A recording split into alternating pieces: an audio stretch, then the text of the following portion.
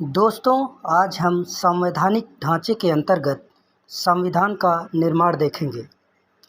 इससे पहले अध्याय में हमने देखा हिस्टोरिकल बैकग्राउंड, ऐतिहासिक पृष्ठभूमि, जिसके तहत हमने देखा कंपनी का शासन 1773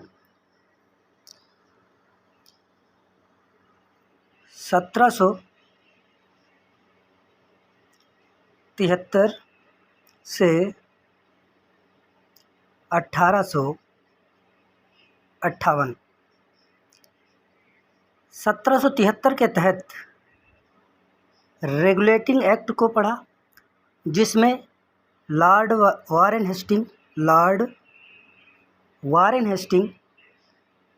वारेन हेस्टिंग्स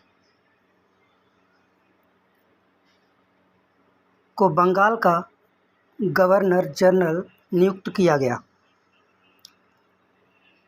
उसके बाद 1781 का सेटलमेंट एक्ट, फिर 1784 का पिट्स इंडिया एक्ट, फिर 1793 का चार्टर एक्ट, फिर 1813 का चार्टर एक्ट। उसके बाद 1833 का चार्टर एक्ट, जिसके तहत अब बंगाल का गवर्नर भारत का गवर्नर जनरल बन गया, जो लॉर्ड विलियम बेंटिंक को घोषित किया गया। उसके बाद 1853 का चार्टर एक्ट, फिर 1858 का भारत शासन अधिनियम,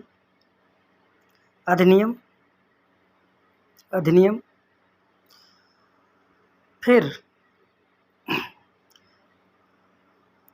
जिसके तहत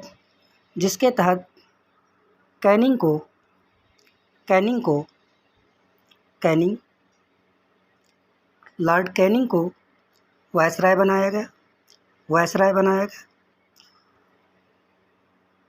इसके बाद 1861 का 1892, 1909 का भारत परिषद अधिनियम, 1909 के भारत परिषद अधिनियम को मार्ले मिंटो सुधार कहा जाता है। मिंटो सुधार कहा जाता है। उसके बाद 1919 का काफ़ी इम्पॉर्टेंट, 1919 का भारत शासन अधिनियम, जिसे लॉर्ड चेम्सफोर्ड अधिनियम के नाम से जाना जाता है। लॉर्ड चेम्सफोर्ड अधिनियम के रूप में जाना जाता है। उसके बाद हमने देखा साइमन कमीशन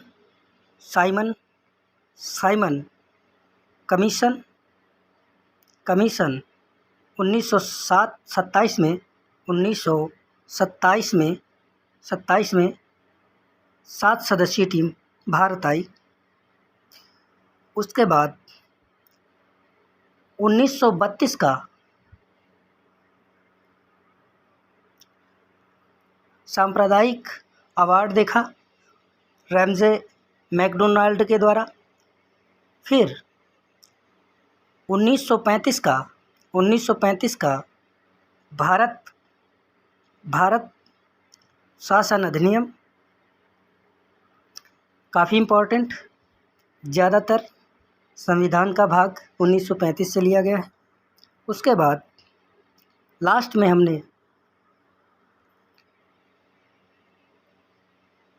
भारत स्वतंत्रता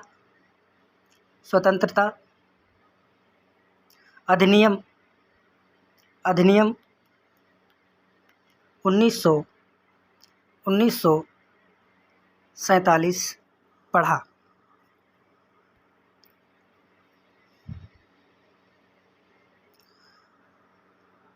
ताज का शासन 1858 से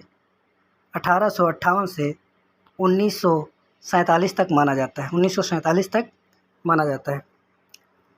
तो दोस्तों, यह था हमारा ऐतिहासिक पृष्ठभूमि। अब हम आते हैं अध्याय 2 की तरफ, संविधान का निर्माण। तो सबसे पहले देखेंगे इसमें संविधान सभा की मांग। भारत में संविधान सभा के गठन का विचार वर्ष 1934 में पहली बार एम.एन. राय ने रखा। राय भारत में वामपंथी आंदोलन के प्रखर नेता थे। 1935 में भारतीय राष्ट्रीय कांग्रेस ने पहली बार भारत के संविधान के निर्माण के लिए आधिकारिक रूप से संविधान के गठन की मांग की। 1935 में पहली बार भारतीय राष्ट्रीय कांग्रेस ने, इस पॉइंट को आपको ध्यान में रखना होगा, ये पूरा पॉइंट बनेगा आपका। 1938 में भारतीय राष्ट्रीय कांग्रेस की ओर से पंडित जवाहरलाल नेहरू ने घोषणा की कि स्वतंत्र भारत के संविधान का निर्माण वयस्क मताधिकार के आधार पर चुनी गई संविधान सभा द्वारा किया जाएगा और इसमें कोई बाहरी हस्तक्षेप नहीं होगा। 1938 जवाहरलाल नेहरू। तो ये पॉइंट आपको काफ़ी परीक्षा के समय मदद करेंगे। नेहरू की इस मांग को अंततः ब्रिटिश सरकार ने सैद्धांतिक रूप से स्वीकार कर लिया। इसे सन 1940 के अगस्त प्रस्ताव के नाम से जाना जाता है। 1942 में ब्रिटिश सरकार के कैबिनेट मंत्री सर स्टैफोर्ड क्रिप्स ब्रिटिश मंत्रिमंडल के एक सदस्य एक स्वतंत्र संविधान के निर्माण के लिए ब्रिटिश सरकार के एक प्रारूप प्रस्ताव के साथ भारत आए। इस संविधान को द्वितीय विश्व युद्ध के बाद अपनाया जाना था। क्रिप्स प्रस्ताव को मुस्लिम लीग ने अस्वीकार कर दिया था। क्रिप्स प्रस्ताव जो था उसे मुस्लिम लीग ने अस्वीकार कर दिया था। मुस्लिम लीग की मांग थी कि भारत को 2 स्वायत्त हिस्सों में बांट दिया जाए, जिनकी अपनी अपनी संविधान सभाएं हों। अंततः भारत में एक कैबिनेट मिशन को भेजा गया। इस मिशन ने 2 संविधान सभाओं की मांग को ठुकरा दिया, लेकिन उसने ऐसी संविधान सभा के निर्माण की योजना सामने रखी जिसने मुस्लिम लीग को काफ़ी हद तक संतुष्ट कर दिया। संविधान सभा का गठन। कैबिनेट मिशन योजना द्वारा सुझाए गए प्रस्तावों के तहत नवंबर 1946 में संविधान सभा का गठन हुआ। योजना की विशेषताएं थी: संविधान सभा की कुल सदस्य संख्या 389 होनी चाहिए।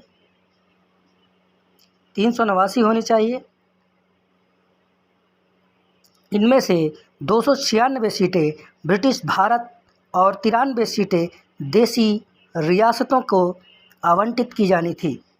ब्रिटिश भारत को आवंटित की गई 296 सीटों में 292 सदस्यों का चयन 11 गवर्नरों के प्रांतों और 4 का चयन मुख्य आयुक्तों के प्रांतों से किया जाना था। हर प्रांत व देशी रियासतों को उनकी जनसंख्या के अनुपात में सीटें आवंटित की जानी थी। मोटे तौर पर कहा जाए तो प्रत्येक 10 लाख लोगों पर एक सीट आवंटित की जानी थी। 10 लाख पर एक सीट। प्रत्येक ब्रिटिश प्रांत को आवंटित की गई सीटों का निर्धारण 3 प्रमुख समुदायों के बीच उनकी जनसंख्या के अनुपात में किया जाना था। ये 3 समुदाय थे मुस्लिम, सिख व सामान्य। मुस्लिम, सिख, सामान्य। प्रत्येक समुदाय के प्रतिनिधियों का चुनाव प्रांतीय असेंबली में उस समुदाय के सदस्यों द्वारा किया जाना था और एकल संक्रमणी मत के माध्यम से समानुपातिक प्रतिनिधित्व तरीके से मतदान किया जाना था। देशी रियासतों के प्रतिनिधियों का चयन रियासतों के प्रमुखों द्वारा किया जाना था। अतः यह स्पष्ट था कि संविधान सभा आंशिक रूप से चुनी हुई और आंशिक रूप से नामांकित निकाय थी। इसके अलावा सदस्यों का चयन अप्रत्यक्ष रूप से प्रांतीय व्यवस्थापिका के सदस्यों द्वारा किया जाना था, जिसका चुनाव एक सीमित मताधिकार के आधार पर किया गया था। संविधान सभा के लिए चुनाव जुलाई-अगस्त 1946 में भारतीय कांग्रेस को 208, मुस्लिम लीग को 73 तथा छोटे समूह व स्वतंत्र सदस्यों को 15 सीटें मिली। हालांकि देशी रियासतों को आवंटित की गई 93 सीटें भर नहीं पाईं, क्योंकि उन्होंने खुद संविधान सभा से अलग रखने का निर्णय लिया था। यद्यपि संविधान सभा का चुनाव भारत के वयस्क मतदाताओं द्वारा प्रत्यक्ष रूप से नहीं हुआ, तथापि इसमें प्रत्येक समुदाय हिंदू, मुस्लिम, सिख, पारसी, आंग्ल, भारतीय ईसाई, अनुसूचित जाति, अनुसूचित जनजाति के प्रतिनिधियों को जगह मिली। इनमें महिलाएं भी शामिल थीं। महात्मा गांधी के अपवाद को छोड़ दें तो सभा में उस समय भारत की सभी बड़ी हस्तियां शामिल थीं। महात्मा गांधी नहीं शामिल थे भाई। अगला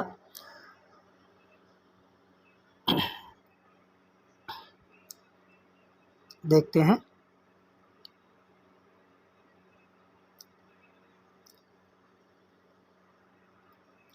संविधान सभा की कार्यप्रणाली। संविधान सभा की पहली बैठक 9 दिसंबर 1946 को हुई। मुस्लिम लीग ने बैठक का बहिष्कार किया और अलग पाकिस्तान की मांग पर बल दिया, इसलिए बैठक में केवल 211 सदस्यों ने हिस्सा लिया। फ्रांस की तरह इस सभा के सबसे वरिष्ठ सदस्य डॉक्टर सच्चिदानंद को सभा का अस्थायी अध्यक्ष चुना गया।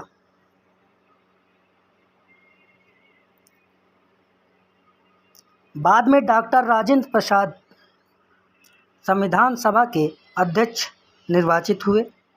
उसी प्रकार डॉक्टर एच.सी. मुखर्जी तथा वी.टी. कृष्णमाचारी सभा के उपाध्यक्ष निर्वाचित हुए। दूसरे शब्दों में संविधान सभा के 2 उपाध्यक्ष थे।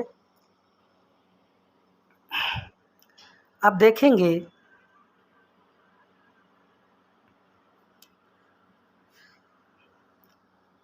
उद्देश्य प्रस्ताव। 13 दिसंबर 1946 को पंडित नेहरू ने सभा में ऐतिहासिक उद्देश्य प्रस्ताव पेश किया। इसमें संवैधानिक संरचना के ढांचे एवं दर्शन की झलक थी। इसमें कहा गया, यह संविधान सभा भारत को एक स्वतंत्र संप्रभु गणराज्य घोषित करती है तथा अपने भविष्य के प्रशासन को चलाने के लिए एक संविधान के निर्माण की घोषणा करती है। ब्रिटिश भारत में शामिल सभी क्षेत्र, भारतीय राज्यों में शामिल सभी क्षेत्र तथा भारत से बाहर के इस प्रकार के सभी क्षेत्र तथा वे अन्य क्षेत्र जो इसमें शामिल होना चाहेंगे भारतीय संघ का हिस्सा होंगे। उक्त वर्णित सभी क्षेत्रों तथा उनकी सीमाओं का निर्धारण संविधान सभा द्वारा किया जाएगा तथा इसके लिए उपरांत के नियमों के अनुसार यदि वे चाहेंगे तो उनकी अवशिष्ट शक्तियाँ उनमें निहित रहेंगी तथा प्रशासन के संचालन के लिए भी वे सभी शक्तियाँ केवल उनको छोड़कर जो संघ में निहित होंगी इन राज्यों को प्राप्त होंगी। संप्रभु स्वतंत्र भारत की सभी शक्तियाँ एवं प्राधिकार इसके अभिन्न अंग तथा सरकार के अंग सभी का स्रोत भारत की जनता होगी। भारत के सभी लोगों के लिए न्याय, सामाजिक, आर्थिक एवं राजनीतिक स्वतंत्रता एवं सुरक्षा, अवसर की समता, विधि के समक्ष समता, विचार एवं अभिव्यक्ति, विश्वास, भ्रमण, संगठन बनाने आदि की स्वतंत्रता तथा लोक नैतिकता की स्थापना सुनिश्चित की जाएगी। अल्पसंख्यकों, पिछड़े वर्गों तथा जनजातीय क्षेत्रों के लोगों को पर्याप्त सुरक्षा प्रदान की जाएगी।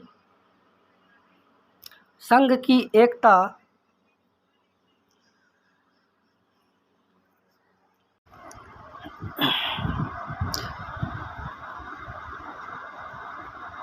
इस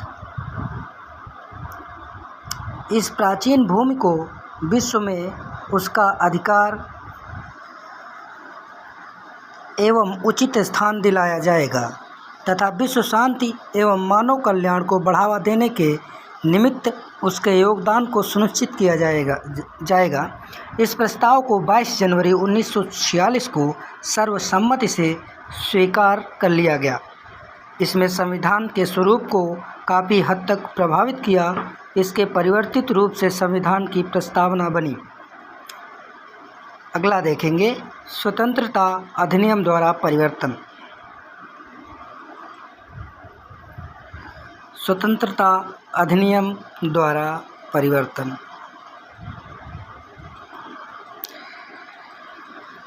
संविधान सभा से खुद को अलग करने वाले देशी रियासतों के प्रतिनिधि धीरे धीरे इसमें शामिल होने लगे। 28 अप्रैल 1947 को 6 राज्यों के प्रतिनिधि सभा के सदस्य बन चुके थे। 3 जून 1947 को भारत के बंटवारे के लिए पेश की गई माउंटबेटन योजना को स्वीकार करने के बाद अन्य देशी रियासतों के ज़्यादातर प्रतिनिधियों ने सभा में अपनी सीटें ग्रहण कर ली। भारतीय हिस्से की मुस्लिम लीग के सदस्य भी सभा में शामिल हो गए। भारतीय स्वतंत्रता अधिनियम 1947 ने सभा की स्थिति में निम्न 3 परिवर्तन किए। सभा को पूरी तरह संप्रभु निकाय बनाया गया जो स्वेच्छा से कोई भी संविधान बना सकती थी। इस अधिनियम ने सभा को ब्रिटिश संसद द्वारा भारत के संबंध में बनाए गए किसी भी कानून को समाप्त करने अथवा बदलने का अधिकार दिया। संविधान सभा एक विधायिका भी बन गई। दूसरे शब्दों में कहा जाए तो सभा को 2 अलग अलग काम सौंपे गए। इनमें से एक था स्वतंत्र भारत के लिए संविधान बनाना और दूसरा था देश के लिए आम कानून लागू करना। इन दोनों कार्यों को अलग अलग दिन करना था।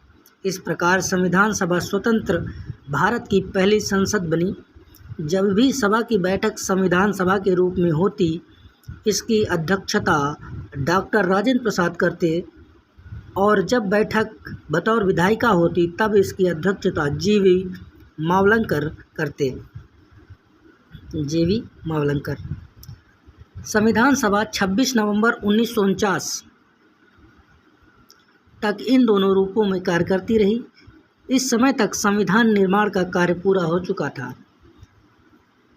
मुस्लिम लीग के सदस्य भारतीय संविधान सभा से अलग हो गए।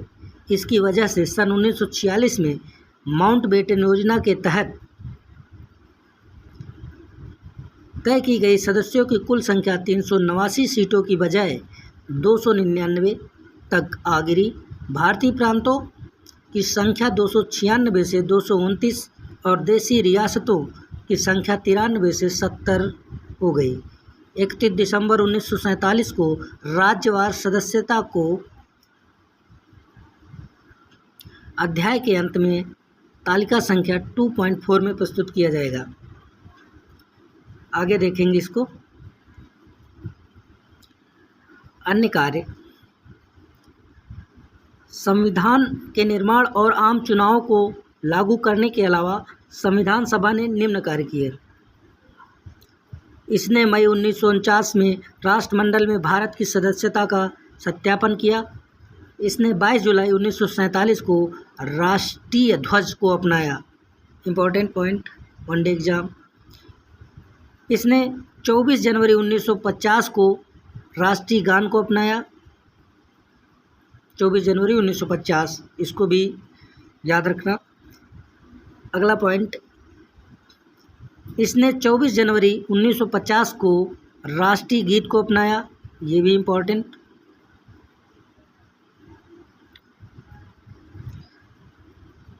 आगे देखते हैं। इसने 24 जनवरी 1950 को डॉक्टर राजेंद्र प्रसाद को भारत के पहले राष्ट्रपति के रूप में चुना। संविधान को बनने में कितना समय लगा ये देखते हैं। 2 साल 11 माह और 18 दिनों में संविधान सभा की कुल 11 बैठकें हुई। कुल 11 बैठकें। संविधान निर्माताओं ने लगभग 60 देशों के संविधानों का अवलोकन किया और इसके प्रारूप पर 114 दिनों तक विचार हुआ। संविधान के निर्माण पर कुल 64 लाख रुपए खर्च आए। 24 जनवरी 1950 को संविधान सभा की अंतिम बैठक। इसके बाद सभा ने 26 जनवरी 1950 से 1951-52 में हुए आम चुनावों के बाद बनने वाली नई संसद के निर्माण तक भारत की अंतरिम संसद के रूप में काम किया। संविधान सभा की समितियां, यहाँ से क्वेश्चन बनते हैं, इनको नोट डाउन करेंगे। संविधान सभा ने संविधान के निर्माण से संबंधित विभिन्न कार्यों को करने के लिए कई समितियों का गठन किया। इसमें से 8 बड़ी समितियां थीं तथा अन्य छोटी। इन समितियों तथा इनके अध्यक्षों के नाम इस प्रकार हैं। बड़ी समितियां देखते हैं। संघ समिति, जवाहरलाल नेहरू, नोट डाउन। संघीय संविधान समिति, जवाहरलाल नेहरू। प्रांतीय संविधान समिति, सरदार वल्लभ भाई पटेल, यानी कि ये बहुत इंपॉर्टेंट, बहुत पूछी जाती। प्रारूप समिति, डॉक्टर भीमराव अंबेडकर, ये भी इम्पॉर्टेंट। मौलिक अधिकारों, अल्पसंख्यकों एवं जनजातियों तथा बहिष्कृत क्षेत्रों के लिए सलाहकार समिति, सरदार पटेल। इस समिति के अंतर्गत निम्न 5 उप समितियाँ थीं। मौलिक अधिकार उप समिति, JB कृपलानी। अल्पसंख्यक उप समिति, HG मुखर्जी। उत्तर पूर्व सीमांत जनजातीय क्षेत्र असम को छोड़कर तथा आंशिक रूप से छोड़े गए क्षेत्र के लिए उप समिति, गोपीनाथ बारदोली। छोड़े गए एवं आंशिक रूप से छोड़े गए क्षेत्रों के लिए उप समिति, AV ठक्कर। उत्तर पश्चिम फ्रंटियर जनजाति क्षेत्र उप समिति। प्रक्रिया नियम समिति, डॉक्टर राजेंद्र प्रसाद। राज्यों के लिए समिति, जवाहरलाल नेहरू। संचालन समिति, डॉक्टर राजेंद्र प्रसाद। आगे देखते हैं। छोटी समितियों में देखते हैं। छोटी समितियां, वित्त एवं कर्मचारी समिति, डॉक्टर राजेंद्र प्रसाद। प्रत्यायक समिति, अल्लादी कृष्ण स्वामी अय्यर। सदन समिति, B पट्टाभी सीतारमैया। कार्य संचालन समिति, डॉक्टर KM मुंशी। राष्ट्रध्वज संबंधी तदर्थ समिति, डॉक्टर राजेंद्र प्रसाद। इम्पॉर्टेंट। संविधान सभा के कार्यों के लिए समिति, JV मावलंकर। इम्पॉर्टेंट। सर्वोच्च न्यायालय के लिए तदर्थ समिति, S वारदाचारी। मुख्य आयुक्तों के प्रांतों के लिए समिति बी पट्टाभी सीतारमैया। संघीय संविधान के वित्तीय प्रावधानों संबंधी समिति नलिनी रंजन सरकार। भाषाई प्रांत आयोग एस.के. डार। प्रारूप संविधान की जांच के लिए विशेष समिति जवाहरलाल नेहरू। प्रेस दीर्घा समिति उषा नाथ सेन। नागरिकता पर तदर्थ समिति एस. वरदाचारी। प्रारूप समिति के बारे में देखेंगे। संविधान सभा की सभी समितियों में सबसे ज़्यादा महत्वपूर्ण थी प्रारूप समिति। इसका गठन 29 अगस्त 1947 को हुआ। यह वह समिति थी जिसने नए संविधान का प्रारूप तैयार करने की जिम्मेदारी सौंपी गई थी। इसमें 7 सदस्य थे, जिनके नाम इस प्रकार हैं: डॉक्टर B.R. अम्बेडकर अध्यक्ष, N. Gopalaswami Ayyangar, Alladi Krishnaswami Iyer, doctor M.K.M. Munshi, Syed Mohammad Saadulla, N. Madhavrao, मतलब स्वास्थ्य के खराब हो जाने के कारण त्यागपत्र इन्होंने दिया था, L. मित्रा बने थे इनकी जगह पर। और अंतिम 7वें T.T. कृष्णाचारी 1948 में D.P. खेतान की मृत्यु के बाद ये बनाए गए थे अध्यक्ष। विभिन्न समितियों के प्रस्तावों पर विचार करने के बाद प्रारूप समिति ने भारत के संविधान का पहला प्रारूप तैयार किया। इसने फरवरी 1948 में प्रकाशित किया गया। भारत के लोगों को इस प्रारूप पर चर्चा करने और संशोधन का प्रस्ताव देने के लिए 8 माह का समय दिया गया। लोगों की शिकायतों, आलोचनाओं और सुझावों के परिप्रेक्ष्य में प्रारूप समिति ने दूसरा प्रारूप तैयार किया, जिसे अक्टूबर 1948 में प्रकाशित किया गया। प्रारूप समिति ने अपना प्रारूप तैयार करने में 6 माह से भी कम समय लिया। इस दौरान उसकी कुल 141 बैठकें हुई। संविधान सभा का प्रभाव में आना। डॉक्टर भीमराव अंबेडकर ने सभा में 4 नवंबर 1948 को संविधान का अंतिम प्रारूप पेश किया। 4 नवंबर 1948। इस बार संविधान पहली बार पढ़ा गया। सभा में इस पर 5 दिन 9 नवंबर 1949 तक आम चर्चा हुई। संविधान पर दूसरी बार 15 नवंबर 1948 से विचार होना शुरू हुआ। इसमें संविधान पर खंडवार विचार किया गया। यह कार्य 17 अक्टूबर 1949 तक चला। इस अवधि में कम से कम 7,653 संशोधन प्रस्ताव आए, जिनमें से वास्तव में 2,473 पर ही सभा में चर्चा हुई। संविधान पर तीसरी बार 14 नवंबर 1949 से विचार होना शुरू हुआ। Doctor B.R. अम्बेडकर ने the constitution as settled by the assembly be passed प्रस्ताव पेश किया। संविधान के प्रारूप पर पेश इस प्रस्ताव को 26 नवंबर 1949 को पारित घोषित कर दिया गया। 26 नवंबर 1949 और इस पर अध्यक्ष व सदस्यों के हस्ताक्षर लिए गए। सभा में कुल 299 सदस्यों में से उस दिन केवल 284 सदस्य उपस्थित थे। 284, ये भी इम्पोर्टेंट है भाई, जिन्होंने संविधान पर हस्ताक्षर किए। संविधान की प्रस्तावना में 26 नवंबर 1949 का उल्लेख उस दिन के रूप में किया गया है जिस दिन भारत के लोगों ने सभा में संविधान को अपनाया, लागू किया व स्वयं को संविधान सौंपा। 26 नवंबर 1949 को अपनाए गए संविधान में प्रस्तावना 395 अनुच्छेद और 8 अनुसूचियाँ थी। प्रस्तावना को पूरे संविधान को लागू करने के बाद लागू किया गया।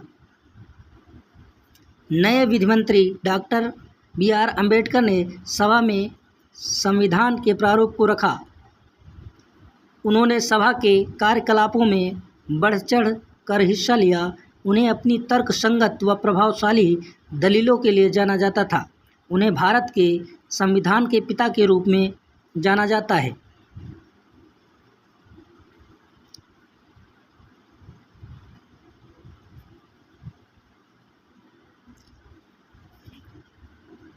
इस महान लेखक, संविधान विशेषज्ञ, अनुसूचित जातियों के निर्विवाद नेता और भारत के संविधान के प्रमुख शिल्पकार को आधुनिक मनु की संज्ञा भी दी जाती है। संविधान का प्रवर्तन 26 नवंबर 1949 नागरिकता चुनाव तदर्थ संसद अस्थायी व परिवर्तनशील नियम तथा छोटे शीर्षकों से जुड़े कुछ प्रावधान अनुच्छेद 5, 6, 7, 8, 9, 60, 324, 366, 367, 379, 380, 388, 391, 392 और 393 स्वतः ही लागू हो गए। संविधान के शेष प्रावधान 26 जनवरी 1950 को लागू हुए। इस दिन को संविधान की शुरुआत के दिन के रूप में जाना जाता है और इसे गणतंत्र दिवस के रूप में मनाया जाता है। इस दिन को संविधान की शुरुआत के रूप में इसलिए चुना गया क्योंकि इसका अपना ऐतिहासिक महत्व है। इसी दिन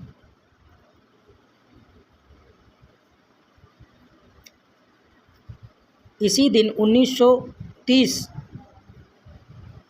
में भारतीय राष्ट्रीय कांग्रेस के लाहौर अधिवेशन दिसंबर 1929 में पारित हुए संकल्प के आधार पर पूर्ण स्वराज दिवस मनाया गया। पूर्ण स्वराज दिवस। संविधान की शुरुआत के साथ ही भारतीय स्वतंत्रता अधिनियम 1947 और भारत शासन अधिनियम 1935 को समाप्त कर दिया गया। हालांकि abolition of privy council jurisdiction act 1949 लागू रहा। तो ये था हमारा आज का सेशन। सत्र देख लेते हैं। संविधान सभा के सत्र एक नज़र में देख लीजिए। उसके बाद संविधान सभा के सत्र, पहला सत्र 9 से 23 दिसंबर 1946, दूसरा सत्र 20-25 जनवरी 1947, तीसरा सत्र 28 अप्रैल 2 मई 1947, चौथा 14 से 31 जुलाई 1947, पाँचवा सत्र 14 से 30 अगस्त 1947, छठा सत्र 27 जनवरी 1948, सातवां सत्र 4 नवंबर 1948 से 8 जनवरी 1949, आठवां सत्र 16 मई से 16 जून 1949, नवा सत्र 30 जुलाई से 18 सितंबर 1949, 10वां सत्र 6 से 17 अक्टूबर 1949, 11वां सत्र 14 से 26 नवंबर 1949। आवश्यक तथ्य थोड़ा देख लेते हैं।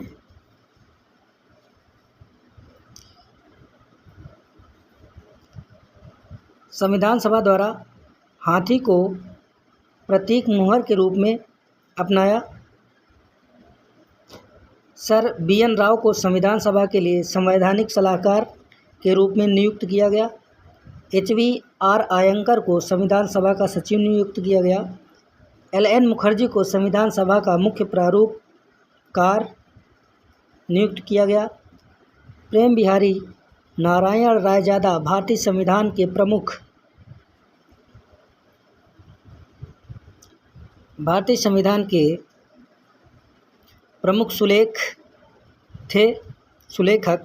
सुलेखक थे।